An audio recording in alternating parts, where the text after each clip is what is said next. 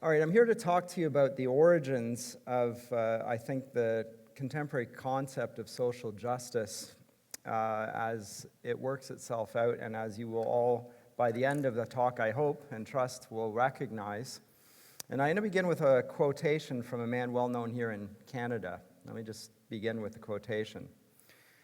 You know, at some point, you are killing life in the fetus in self-defense.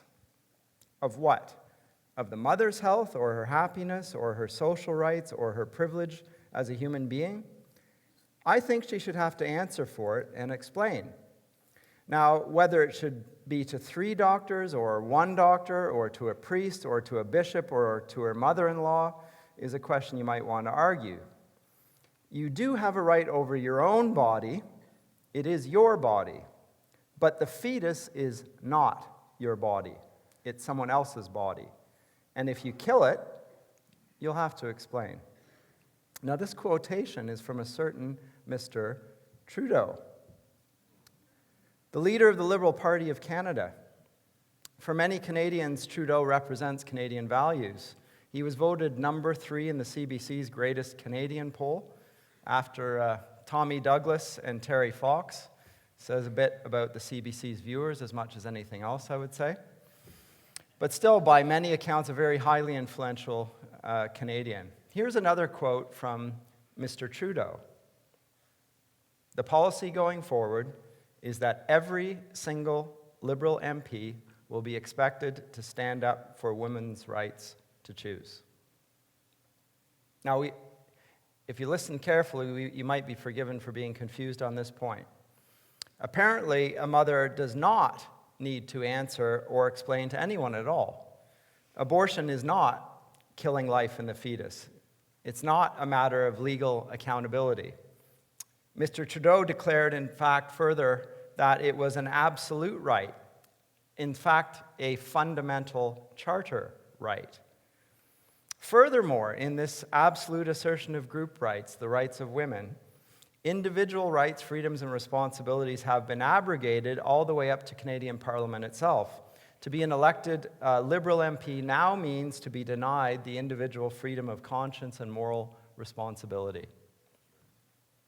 The confusion, if you're comparing and contrasting the two quotes, stems from the fact that the second quote comes 42 years after the first. The speaker is still the leader of the Liberal Party of Canada, and it is still Mr. Trudeau. It's just that the latter is the son, Justin. Now, Justin's father would not be seen as a man who liberalized abortion policy in 1969 in his omnibus bill. He would be seen, I think, as an arch conservative, at least according to his the judgment of his son. He wouldn't even be able to run for a Liberal MP's seat. He would be on the rightmost fringe of the Conservative Party. I want to, in this talk, explain how in that course of 42 years, we've come this far, how social justice has come to occupy such an important place, and the nature of what we call social justice. Now, Mark Knoll, who many of you will know, he's a historian at the University of Notre Dame now, in a little booklet, which I highly recommend to you, called Whatever Happened to Christian Canada, talks about Canada up until the 1960s, certainly in the 50s, being in many ways more Christian than its neighbor to the south. It's a matter of surprise to Americans to hear this, but he says by many measures and standards that would be the case. And Toronto, for that matter, was the center of the evangelical world. The missionary movements, many begin here. The first Urbana conference took place at the University of Toronto in 1946. So how did that come about that there was such a seismic change there? That is the question. To the point where now, if you think about progressive values, you will identify it with Canada and a strong anti-Christian sentiment to go with it. Well, I'm old enough, still beautiful enough, I might add, but old enough to remember the Cold War and the strong tension I felt in Canada growing up between the communists and what was then called the free world. And I say between quite deliberately because as a Canadian growing up in the 70s and 80s, Canada positioned itself somewhere in the middle. I don't know what exactly that means. You're half free and half communist. Not entirely clear, and it was never clear to us either, but we're somehow in the middle here. I remember watching the fall of the Berlin Wall on TV in 1989, the final year of my undergrad degree. And shortly after that, in fact, a year on, I was in Germany. I lived there, as was Randy's mentioned in the introduction. I lived in Germany for 3 years, and the fellow I shared accommodation with was a trainee surgeon from Leipzig, Germany, who escaped to the west through the Czech border when it opened up, and he thought it was going to open up temporarily, and it was going to close again, and he took his opportunity and he was out. He didn't know the wall was going to fall down. But I heard a lot about East Germany and about communism as a consequence. 2 years of speaking about that. By the way, he spoke Russian and Bulgarian. Almost no English, just to give you a sense of how much times have changed. Now, the spectacular and sudden collapse of the Soviet Union and the Eastern Bloc. I studied history as well, so this was, for me, a fascinating thing. It meant that communism had almost overnight ceased to be a threat. And for those of us who grew up in the shadow of the Cold War, this was extraordinary. Extraordinary. And it just went like that. And there was a sense that the new left of the 1960s, this political movement in the Democrat Party and then the NDP and then the Liberal Party of Canada, had probably also seen its day. It was on a path of decline. By 1989, communism had clearly failed as a philosophy. And even in academia, it became increasingly rare to meet someone who was an overt Marxist, willing to acknowledge that he was, because it was so ridiculous. One of the exceptions was a Russian historian friend of mine in Germany who, in his Russian class, was studying Russian with an old Marxist, committed Marxist, who was learning Russian in order to understand Marx in the original. And that doesn't strike you as funny. Marx was a German. So this poor old German trying to learn Marx in the original by learning Russian.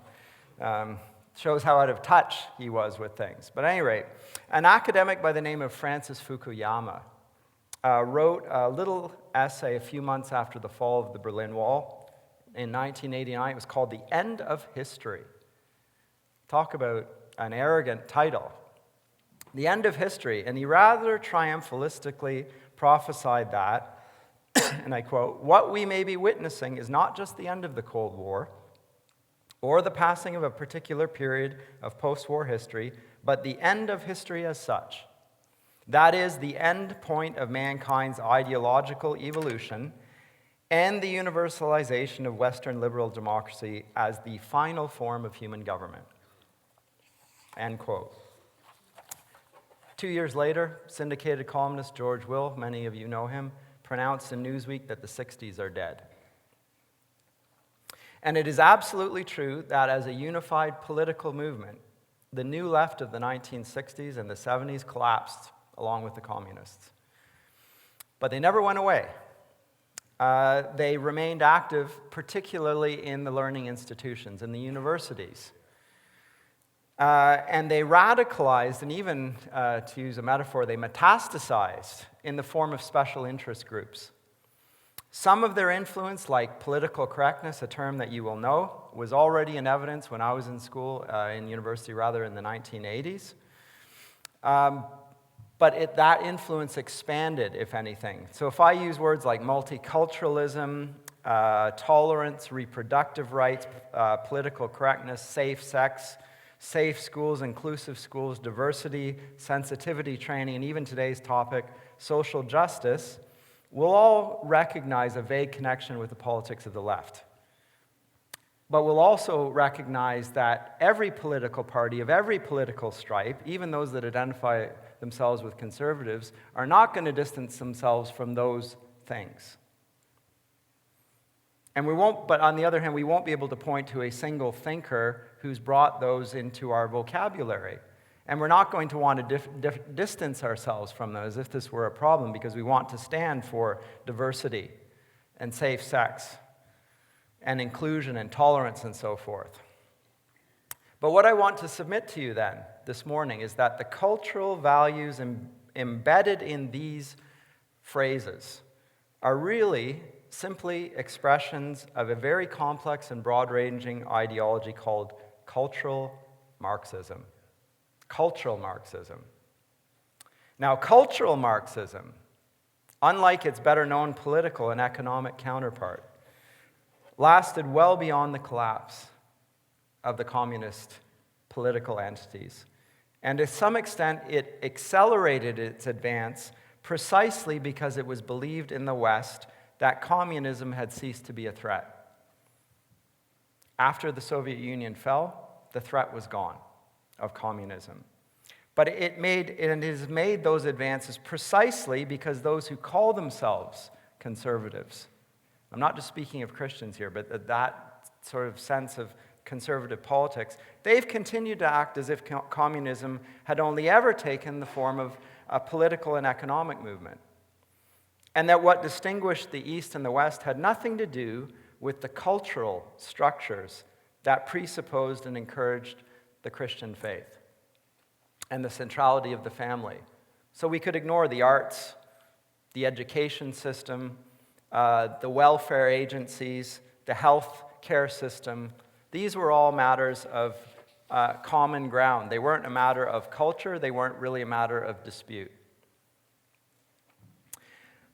In other words, though, what it is because culture has long been seen to be, at best, a secondary matter, a matter of private opinion, not a matter of the public good that this has advanced.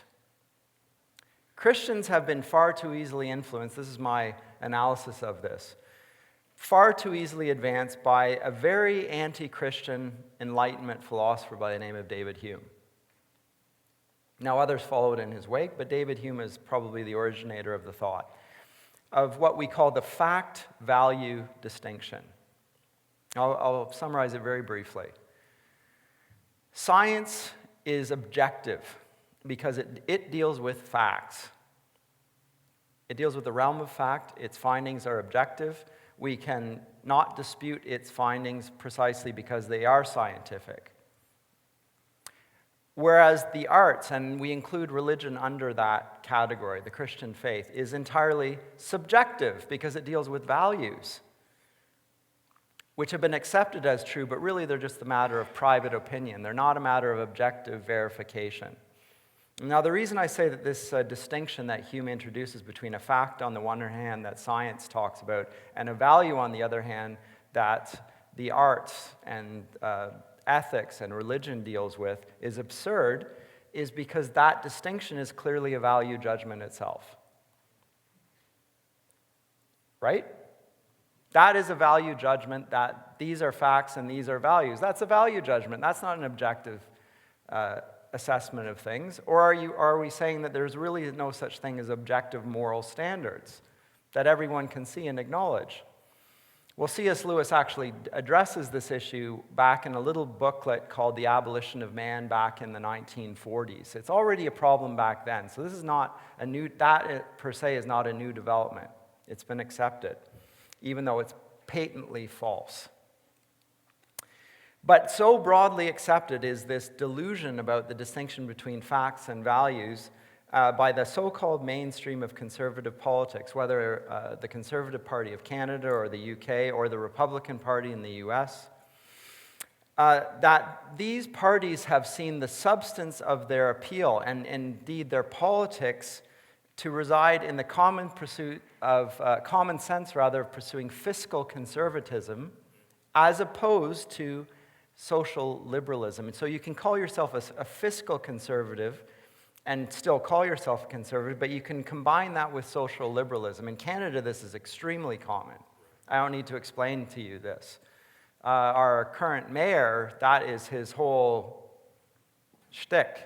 You know, I am a conservative fiscally, but I'm socially liberal. And that will be the mainstream in the Conservative Party, I would say here. Never mind the parties that you would identify with being further on the left.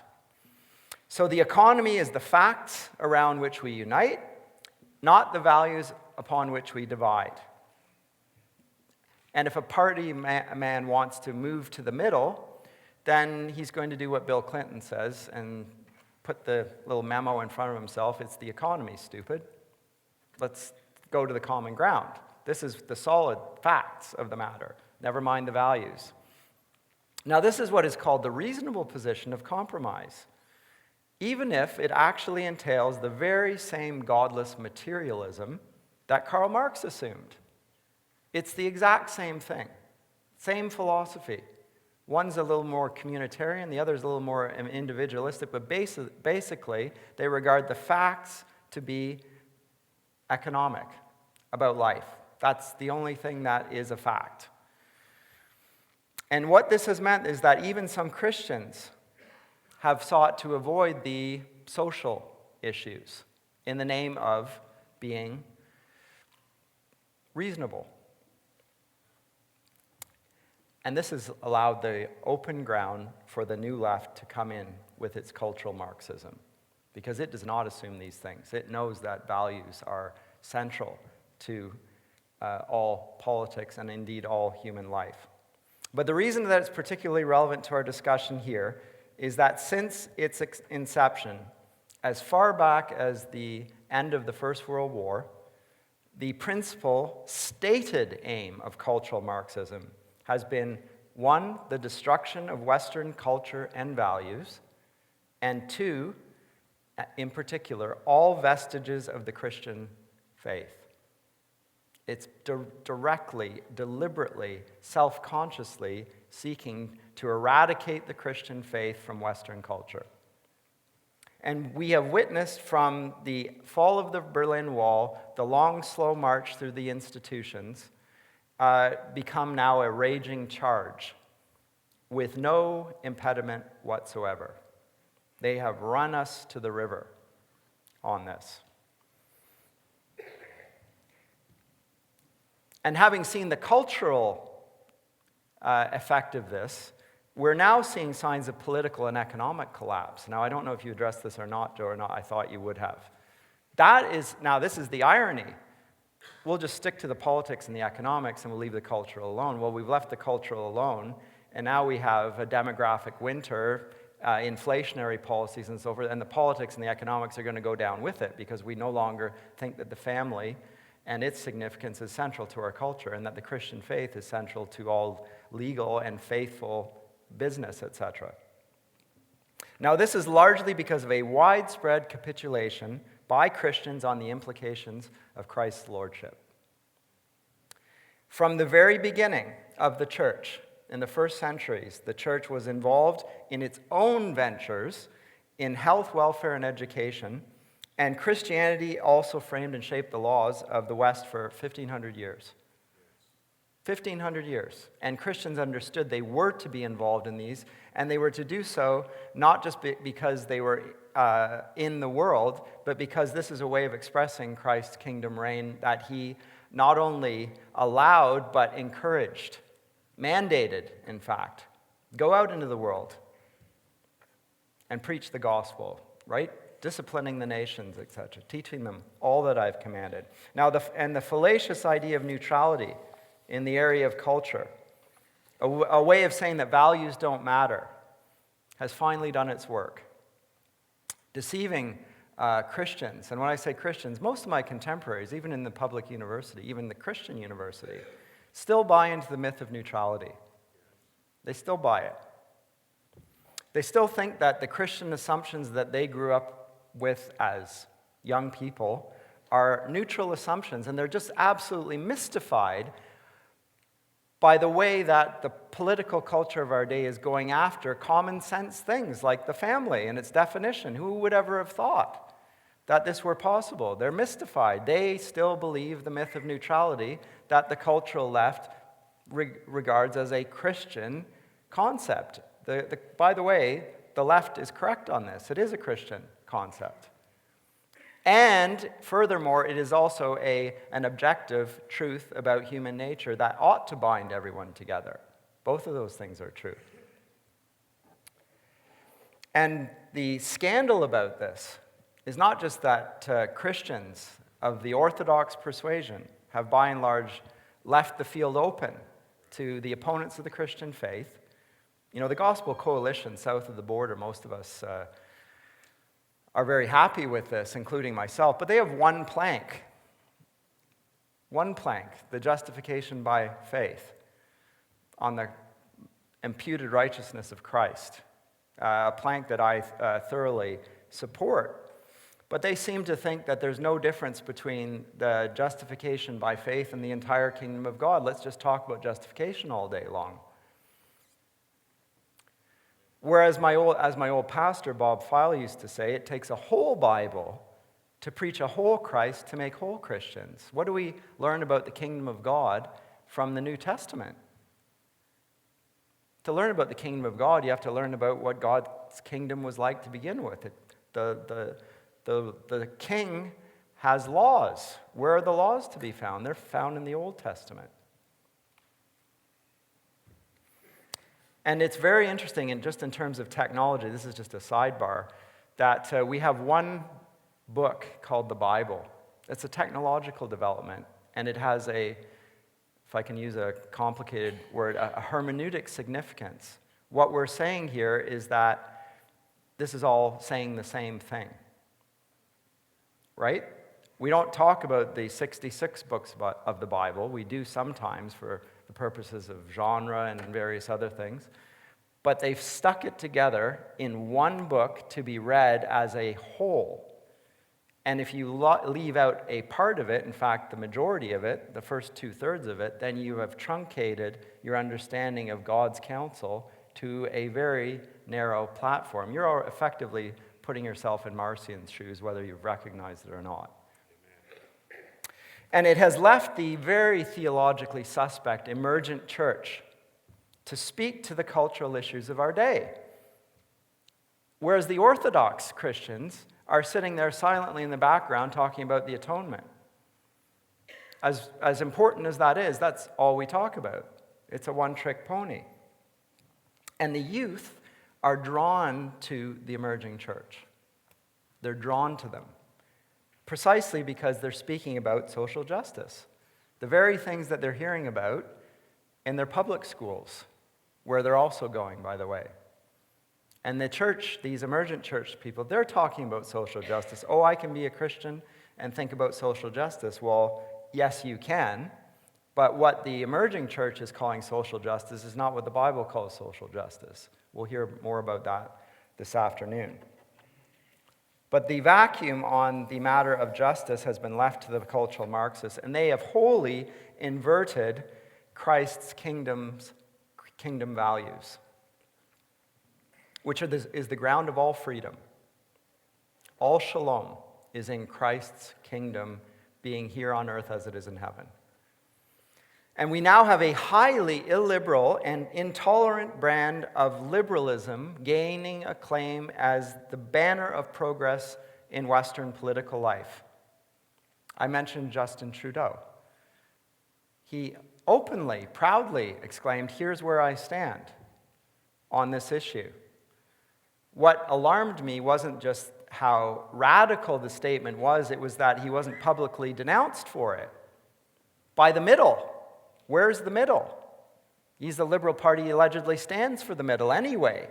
As we say, he would have kept, his father would have been out of his political party. Where's the middle?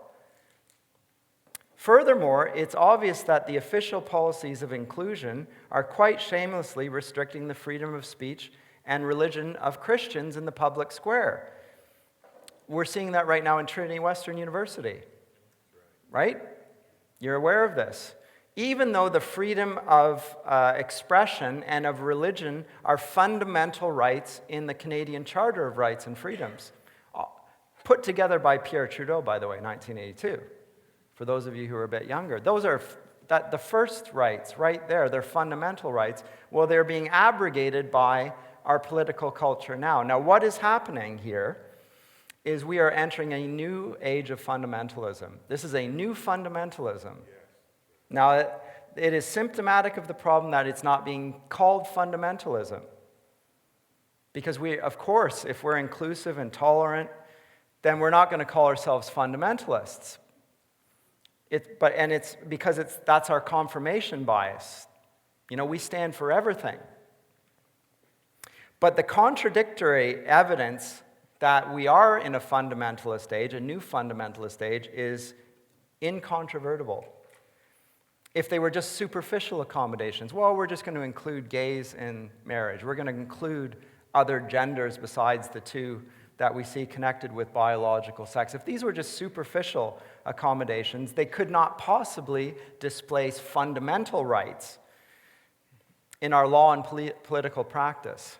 But they are doing so, and they're being accepted politically so, and the law societies of Canada, or the provinces, are fighting against charter rights in the name of the new fundamentals. You can't replace a fundamental with a superficial thing. It has to be a new fundamental.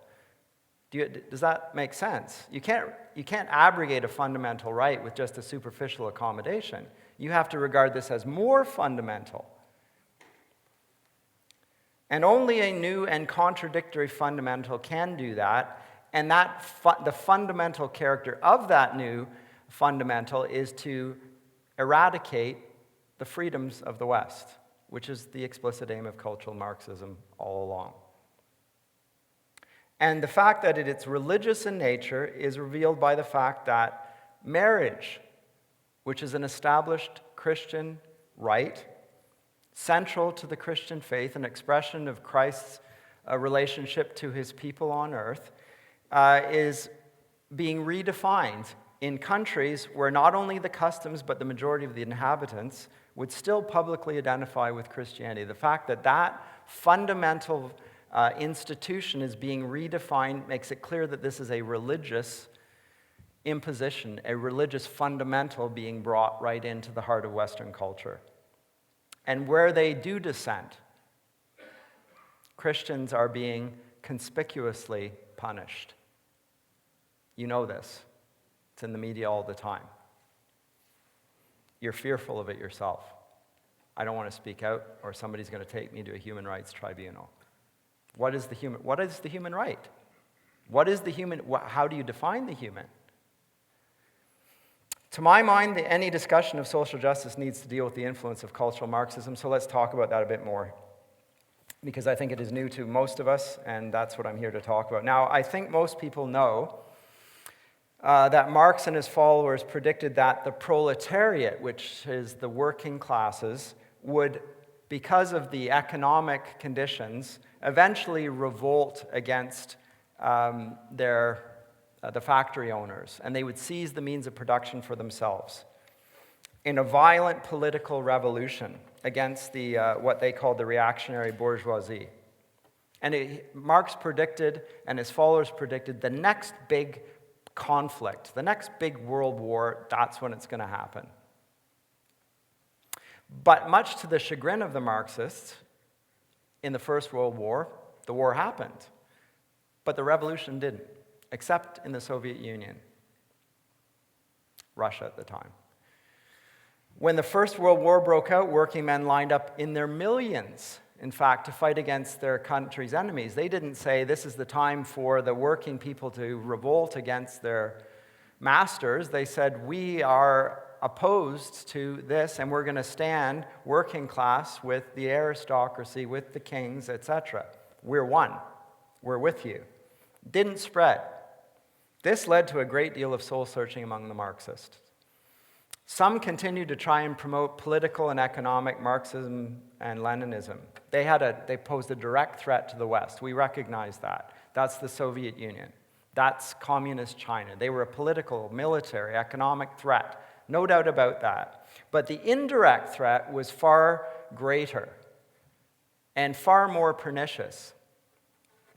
Now, there are two men that I want to name that will probably be new to you who are important in this. One was named Antonio Gramsci of Italy. The other was Georg Lukács of Hungary. They concluded that the Christianized West stood in the way of worldwide communism. It was the Christian faith that was the obstacle to the workers overthrowing their masters. And the social justice that Marxism represented, the obstacle was Christianity. And Gramsci noted that Christianity had been dominant in the West for 2 millennia. It wasn't just that the bourgeoisie, the middle classes, the property were tied to the church, and that its teaching was interwoven through Western law and political structures. He noted it had even corrupted the mindset of the working man. They didn't even recognize that the middle classes and the aristocracy were their enemies. And he said that it was the Christian worldview, not his words, mine there, infused throughout the West that would have to be subverted. So he and the cultural Marxists that followed him concluded that the West would have to be de-Christianized, not by revolution, but more slowly through what he termed a long, slow march through the institutions, so as to fundamentally rework the culture and turn it against the Christian faith. Now, according to the cultural Marxists, every formative cultural institution, starting with the traditional family, but including schools, the media, the arts, civic organizations, the legal profession, the healthcare profession, the welfare agencies, the methodology of every academic discipline, the understanding of human nature, even the churches themselves, should be brought on board with the project of the cultural Marxists. And they've been working at it for 70 years now, not 80. And in order for communism to be realized, the Christian roots of the West would have to be systematically uprooted and its institutions transformed, so that they may realize what Friedrich Nietzsche first called the transvaluation of all values. So let me explain what I mean by that phrase. So what Christianity exalted must become deplorable. What Christianity deplored must be exalted and publicly celebrated. It must become a matter of pride, what was considered to be disgusting and degrading. So what Christianity exalted, marriage, must become deplorable. What Christianity deplored must be exalted. Furthermore, Marxist proletariat would also have to be reimagined. It's not just the working man. The working man was too much tied to the natural family, a Christian institution. Gramsci argued that we need to expand our base here, that we need to have a new proletariat. Well, let's include criminals, women, and racial minorities. Funny alliance there.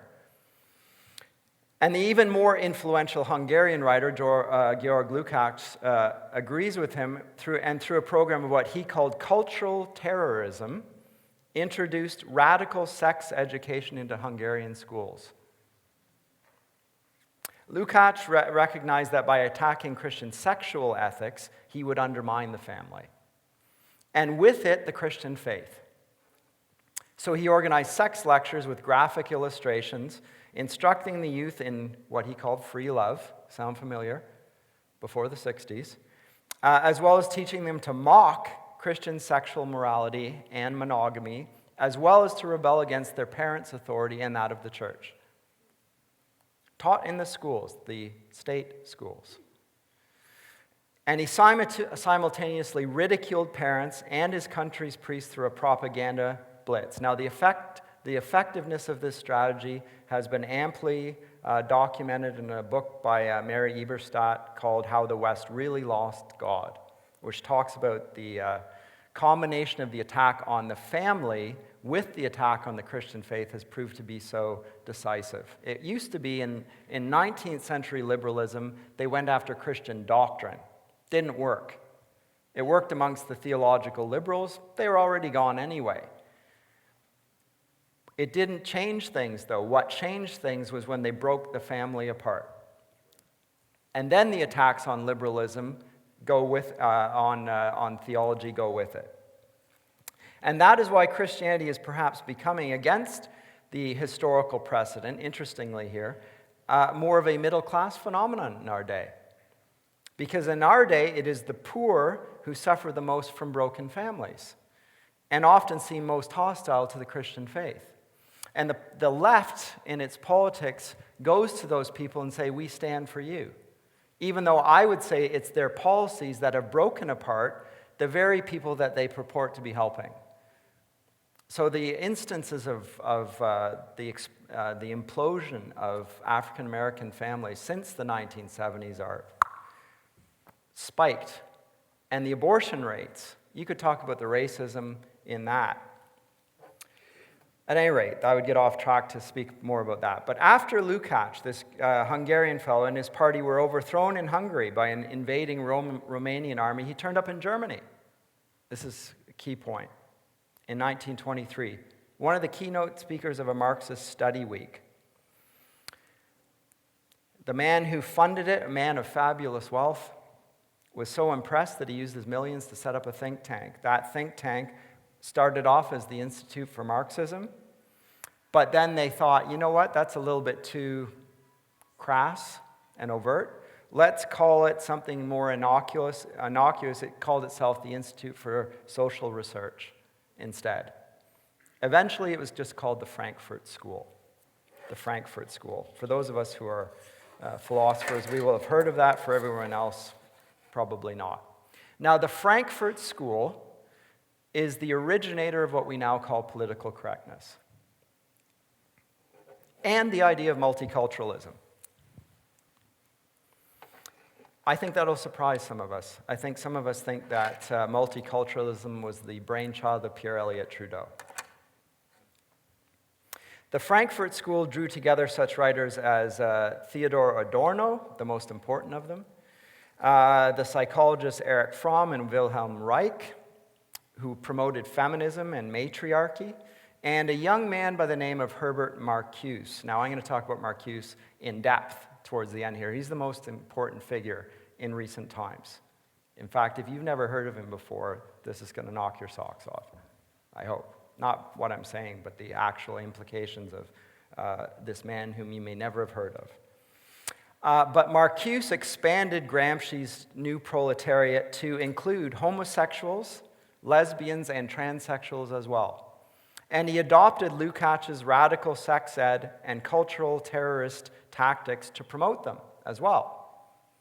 It was Marcuse and the Frankfurt School employing Freudian psychology that would pathologize Christian morality, deeming it a cause of phobias. So you're homophobic. They came up with the phrase, 1967-68, the phrase first occurs. You pathologize a Christian moral view as a fear. That's what a phobia is. But the influence of cultural Marxism didn't remain in Germany because of a political event. Just as in Italy, where Mussolini ousted Gramsci, and in Hungary, where the Romanians ousted Lukács, Hitler and the Nazis ousted the Frankfurt School. It's one case of a bad regime ousting another bad guy. Now, what happened with this is these gentlemen then moved across the Atlantic and set up base in the United States. Now, the question of why the Lord did this and allowed this is a broader question, which would require much discussion and obviously speculation, because nothing happens without a purpose. And I do think there's a punishment going on here. Why exactly has North America and the US in particular suffered this? But it seems to me that there is a hostility to the Word of God in every area of life, and this is the punishment for it. That's my brief analysis. But the Frankfurt School relocated to New York City. And the target of destroying Western culture, Western civilization, then moved from Germany, where the Nazis didn't need any help to destroy Western civilization, to the United States. Now, most of the school did go back to Germany, and I lived, as I said, in Germany in the 90s, and you could see the work of the cultural Marxists filled the university bookshops. People I'd never heard of at that point. The bookshops were full of them. Who's this guy, Erich Fromm? Who's Herbert Marcuse? Who is Theodor Adorno? No idea. What is the Frankfurt School? Haven't heard of that either. All the people I was coming in contact with were reading these gentlemen, and I had to engage with it. I always wondered, look, I'm a translator of German, a certified translator. I never use it. Why was I in Germany? Well, we have a classical school now, and I've been acquainted with cultural Marxism. That's at least part of the answer there, looking back on my life. But let me talk about the influence of the cultural Marxists in the US. 4 main areas where they were influential. First of all, in the media and the entertainment industries. Initially, the Marxists were opposed to culture themselves. They thought it was beneath them. Culture is a bourgeois imposition. They didn't care about culture. But under Adorno's leadership, the Frankfurt School, with the influence of Walter Benjamin, the Frankfurt School decided that culture is important, and we need to get involved in radio and film and television to psychologically condition the public to accept the tenets of cultural Marxism. In particular, its views on the family, on authority, on law, on race, etc. And Adorno and a man by the name of Horkheimer, who was the head of the Frankfurt School, they went to Hollywood during the Second World War. And to this day, Hollywood is cultural Marxism's most powerful weapon. To this day. That's the first incursion of the cultural Marxists. The second is this, something called studies in prejudice. Now, the Frankfurt School sought to stigmatize Christian culture by defining its expressions on sexual morality, on what the family was, and on paternal authority as prejudices, nefarious prejudices. And they did this in a wide-ranging series of academic studies. Now, the most influential of these was, again, this man, Theodor Adorno, in his book, and I quote here, The Authoritarian Personality, written in 1950, which created what he called an F scale, connecting traditional Christian views on the family and sexuality to varying degrees of fascism. To this day, a person who is under the sway of political correctness will anathematize his or her opponents on matters related to the Christian notion of the family or sexual ethics by accusing them of being fascists. Now you know where that came from. Because the fascists, as in the real fascists, Hitler and so forth, they were also homosexuals, practicing. Very common in Nazi Germany. It had nothing to do with fascism. But that phrase, fascism tied to the Nazis, was put on Christians and Christian values. That's Adorno's work. Most of you have never heard of Adorno. You have certainly been called a fascist by holding to Christian sexual morality. I would almost certainly say that's true. Third area, critical theory. This is probably known to us, though not in connection with cultural Marxism. Now, the purpose of critical theory is not to develop discernment, which in the tradition of the West it would have been. To critique something is to subject it to the rules of logic. To develop discernment, which is a mark of the Holy Spirit for that matter. But that is not the interest of critical theory. The interest of critical theory practiced by the cultural Marxists is simply to denigrate and criticize its opponents. So it's critical in the wholly negative sense. There's no positive in critical theory. It never defines what it proposes. It simply says, I'm against this. Now, Joe and I encounter this all the time in the media. Our opponents are against this. You ask them what they stand for, and they'll say things like progress and inclusion and so forth. But then there's nothing behind that. And there is nothing behind it. It's just a gesture. They are identified by what they're against, not what they're in favor. That's still a religious perspective.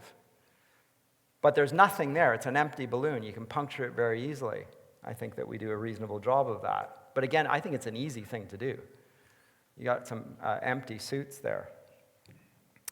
Now, critical theory underlies the academic approach taken by virtually every university in the Western world. It subjects every traditional institution, beginning with the family, to unremitting criticism and assault, with the only purpose being to bring it down. You will recognize critical theory in terms of the departments that it has spawned. Its influence goes beyond them, but let me identify a few of those. Cultural studies. Cultural studies is cultural Marxism. Women's studies, cultural Marxism. Aboriginal studies, cultural Marxism. African American studies, LGBT studies, post-colonial studies. Political correctness is particularly strong in these areas of, quote, study, which is, as I say, they don't actually study anything. They attack the Christian view on things. That's the common ground. Note how they all work together as well. That is it's a common enemy. Now, the products of people that come through these studies, and some of you may have, so I don't mean to belittle you, but there is almost invariably an implacable anger and hostility towards the West in general, and Christendom in particular, and Christianity. So if you're a white male like me, you're in for it, just by being a white male. You don't even have to be Christian. If you are a Christian, even further. If you're an evangelical, even further. If you're a Baptist, good grief. I became a faith in my first year of my PhD, and I get attacked by older men because I sound like their father. And I represent all the bad things in their past that they want to get away from. And they think that I've never come out, and I haven't really looked at the world. I think, have you any idea of what my background is? It doesn't matter. They're not really thinking anyway. There's just hostility. Final point, domination. Marx argued that history is economically determined. Those who own the means of production have the power, and they determine the course of society. But the Frankfurt School, in accordance with their reimagining precisely who constituted the proletariat, not just the working man, but the women and the criminals and the gays and the different racial groups, they argued that history was determined by identity group. Whichever group, whether male or female, black or white, religious or irreligious, gay or straight, was in a position of social approval, had by virtue of that fact dominance over other groups and was suppressing the other groups. All forms of traditional authority were in their sight legitimate.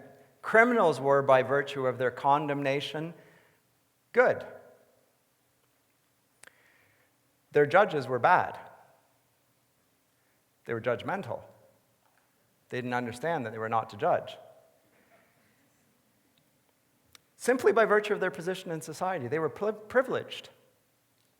They were structural oppressors. And the Frankfurt School was particularly influential in passing this form of teaching on into the public school system because it fit so nicely with the influence of the progressivist educator John Dewey. Now, I've written about Dewey in a previous installment of Jubilee magazine. Dewey taught that it was irrelevant if children were taught specific skills or facts. In fact, for the education of the future, they needed to be schooled not in what was a fact, what was, but rather in what ought to be for the future. Not in the being of things, but the becoming of things. For change.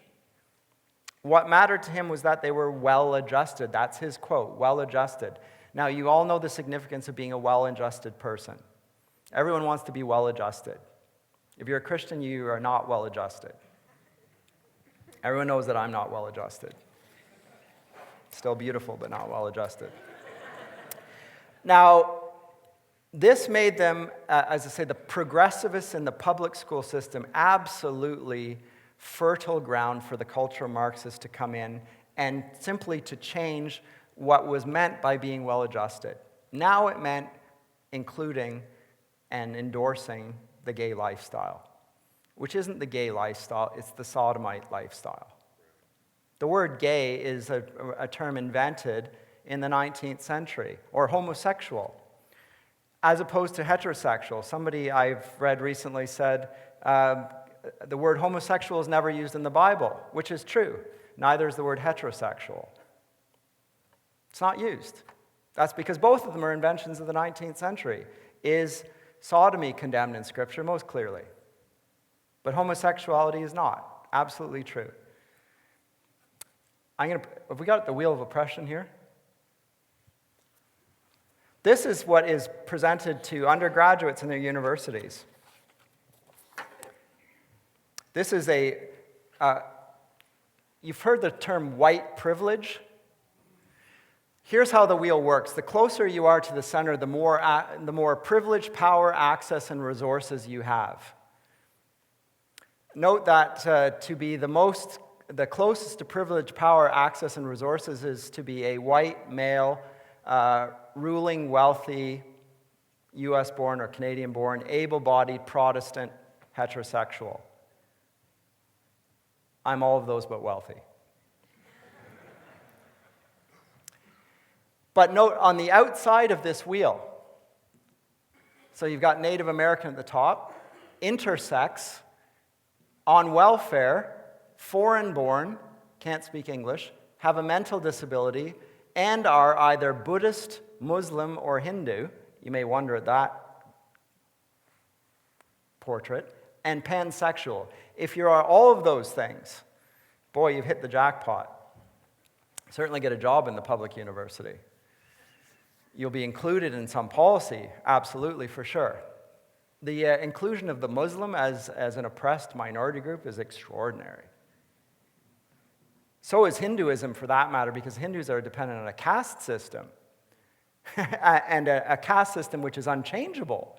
If you're a Brahmin, it's all well and good, but if you are one of the untouchables, you're not even a human being. You can do whatever you like. And yet, these are the oppressed minorities, according to what's taught in the public universities. Now, things I want to note to you about this. All of these are dependent on the idea of group rights, according to identity groups, identity characteristics, as opposed to personal rights. A personal right is dependent on being a person. A person is defined by being in the image of God, who is tripersonal.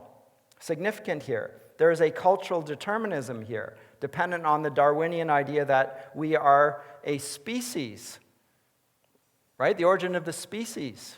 Human beings are a species just like other animals. They're a soulless species, determined by our skin color or sexual preferences or whatever.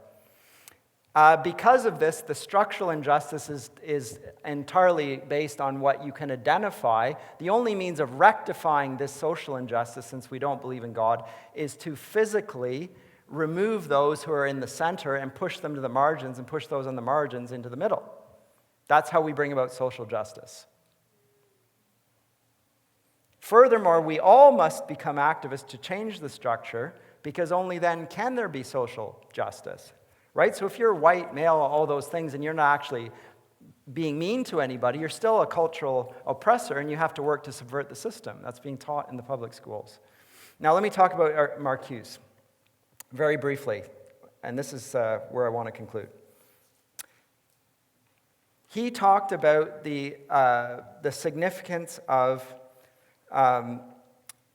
following up on the work of William Reich on liberating a non-procreative eros through what he called polymorphous perversity. He destigmatized every sexual expression except that of heterosexual marital relations, which he stigmatized as being marked by sexual repression. It's part of the F scale. You're on the F scale. And he also created a new class of victim group, the sexual deviant, and allied them to the blacks and the feminists to compose a potent coalition which was identified as the New Left. Now, this broke the age-long antipathy of the working classes towards homosexuals, put them in the same group. But if you're working class, there's a repugnance there, even in the working class, but this brought them under the same umbrella and allowed them to work together on this. Still strong, very strong. Created phobias, Marcuse did. Now, the cultural Marxist difficulty in the US was that the Americans preferred freedom with personal responsibility and Christian virtue within the context of the family to the tyrannical state of equality that they noted in Europe. We don't want that equality. So how does he answer this problem? We got to get around this. Well, Marcuse's answer is to launch the most successful venture in critical theory of all, an attack on tolerance. This is where I'm going to conclude. In his 1965 essay, Repressive Tolerance, the title of this lecture, Marcuse criticized the inherited notion, inherited from John Locke, throughout the Anglophone world by deeming that what it regarded as fair play was a matter of repression.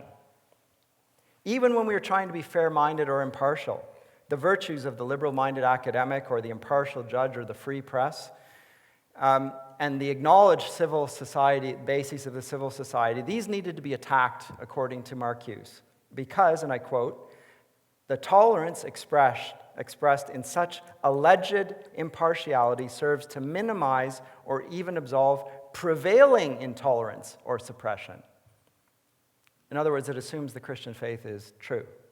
And that is, according to him, an injustice and the thing he wants to get rid of. So we have to attack the notion of tolerance and subvert it and change what we mean by tolerance. Now, the liberal society that had arisen from them, and if those of you who are older will have grown up with this, was based, according to Marcuse, on a very subtle form of structural domination that civil society had come to accept, even if it meant endemic structural injustice. And tolerance could only become good if what he called non-dominating ideas were allowed to flourish. And that was only possible if, again, the dominating ideas expressed in this wheel were put down. And I quote again, the realization of the objective of tolerance would call for intolerance towards prevailing policies, attitudes, opinions, and the extension of tolerance to policies, attitudes, and opinions which are outlawed or suppressed. So what has been outlawed must become the law. What was the law needs to be outlawed. And I quote again, it is necessary to break the established universe of meaning and the practice enclosed in this universe in order to enable man to find out what is true and false, to become truly autonomous, to find by themselves what is true and what is false for man in the existing society. In order to do that, they will have to be freed from the prevailing indoctrination, which they don't even recognize as indoctrination.